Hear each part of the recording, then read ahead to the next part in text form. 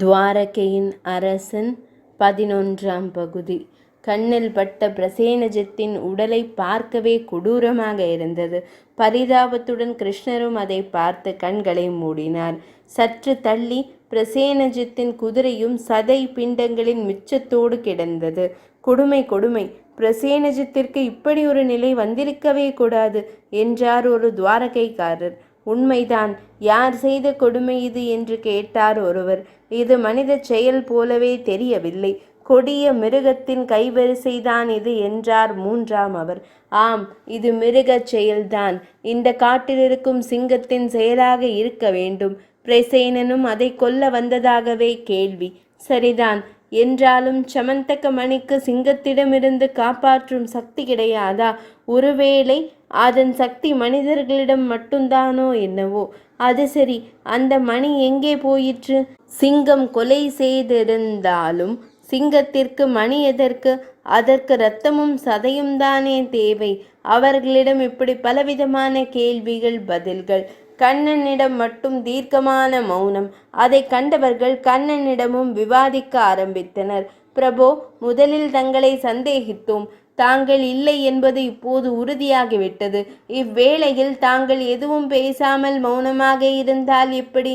கண்ணனும் பேசத் தொடங்கினார். நான் பிரசேனஜித்திற்கு நேரிட்ட கொடூரத்தை எண்ணி கலக்கத்தில் உள்ளேன். நான் மன்னனாக இருந்தால் என்ன? என் தமையனார் பலராமர் மன்னனாக இருந்தால் என்ன? எங்கள் ஆட்சியில் ஒரு மனித உயிர் இப்படி போய்விட்டதே என்பதே என் வருத்தம்.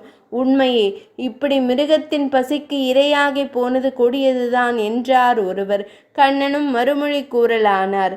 இத்தனை பெரிய கோரம் நிகழ்ந்துள்ளது என்றாலும் அது மணியின் குற்றமன்று. சமந்தக மணிக்கு உள்ள சக்தி பூஜைக்குரியது, மிக பொதுவானது. அது சுயநலத்திற்கும் வெறும் பொருளுக்கும் மட்டும் என்றாகும் போது இப்படி விபரீதம் ஏற்பட்டு விடுகிறது.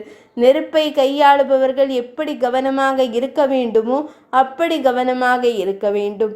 அந்த கவனம் இல்லாத போது தீயானது காட்டை அழிப்பது போல விசேஷ சக்திகள் அதை உரியவர்களை அழித்துவிடும். உண்மைதான் கிருஷ்ண பிரபு. அதே சமயம் ஒரு சிங்கம் மணியை வைத்துக்கொண்டு என்ன செய்யும் உங்களுக்கு தெரியாதா? தாங்கள் திரிகால ஞானி ஆயிற்றே என ஒருவர் கேட்டதும் கண்ணனிடம் அந்த நொடியில் ஒரு சிரிப்பு. இப்படி சிரிப்பதன் பொருள் தெரியவில்லையே சுவாமி. நீங்கள் என்னோடு வந்திருப்பது எதற்காக? உண்மை நிலவரத்தை தெரிந்து கொள்வதற்காக. தெரிந்து கொண்டீர்களா? எங்கே? இப்போதுதானே கொஞ்சம் கொஞ்சமாக தெரிய ஆரம்பித்திருக்கிறது என்றால் மீதத்தை தெரிந்து கொள்ள முயல்வோம். நான் இப்போது சந்தேகத்திற்கு ஆளாகி இருப்பவன். நீங்களும் சாட்சிகளாக வந்திருப்பவர்கள். நான் திரிகால ஞானி என்றால் சத்ராஜித் அன்றே என் பேச்சை கேட்டிருக்க வேண்டும். அண்ணா பலராமர் கருத்துப்படி மணியை உக்ரசேன மகாராஜாவிடம் ஒப்படைத்திருந்தால் இன்று நாம் இங்கு வந்திருக்கும் நிலையே ஏற்பட்டிருக்காது. எப்போது அப்படியெல்லாம் நடக்கவில்லையோ அப்போதே இந்த ஞானி அஞ்ஞானி ஆகிவிட்டேன். இப்போது இந்த அஞ்ஞானியை போய் திரிகால ஞானி என்றதும் சிரிப்பே வந்துவிட்டது. கண்ணன் வெகு அழகாக பேசினார். அவரது அர்த்தம் மிகுந்த அந்த பேச்சில் 1000 உட்பொருள். அது அவர்களுக்கும் புரிந்தது. கிருஷ்ணா, உங்களை அறிவோம், எதற்கு கேலி பேச்சு? நீங்களா அஞ்ஞானி? மறந்து போய் கூட இப்படி எண்ணிடக்கூடாதே. எத்தனை பெரிய தவறு! ஒருவர் படபடத்தார். போதும், விசாரமான பேச்சாலோ வருத்தத்தாலோ எதுவும் ஆகப் போவதில்லை. என்ன செய்வது என்று சிந்திப்போம் என்று கண்ணன் அவர்களை நேர்படுத்த தொடங்கினார். ஒருவரை அழைத்து சத்ராஜத்திற்கு தகவல் தர அனுப்பினார். மற்றவர்களோடு சிங்கத்தை தேடி புறப்பட்டார்.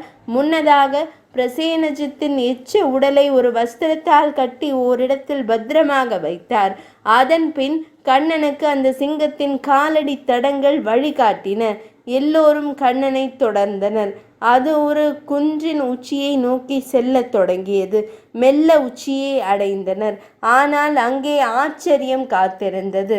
எந்த சிங்கத்தை எதிர்பார்த்து வந்தார்களோ அது அங்கே இறந்து கிடந்தது.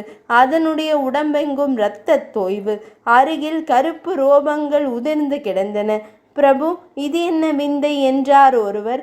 விந்தையிலும் விந்தை. இத்தனை பெரிய சிங்கத்தை ஒருவர் கொன்றிருக்கிறார் என்றால் வியப்பாக உள்ளது. அநேகமாக அவர் வசமே மணி இருக்க வேண்டும் என்றான் இன்னொருவன்.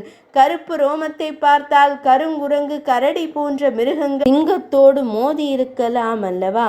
ஆனால் சிங்கத்தை அவற்றால் வீழ்த்த முடியுமா?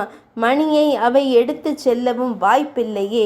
மணி இங்கேயே அல்லவா கிடக்க வேண்டும்? அதுவும் சரிதான். மணியும் களவு போய் சிங்கமும் இறந்து கிடப்பதை பார்த்தால் சிங்கத்தை வெல்லும் ஆற்றல் படைத்த யாரோதான் இதை செய்திருக்க வேண்டும். அது யார் என்ற கேள்வி அவர்களுக்குள் எழ ஆரம்பித்தது.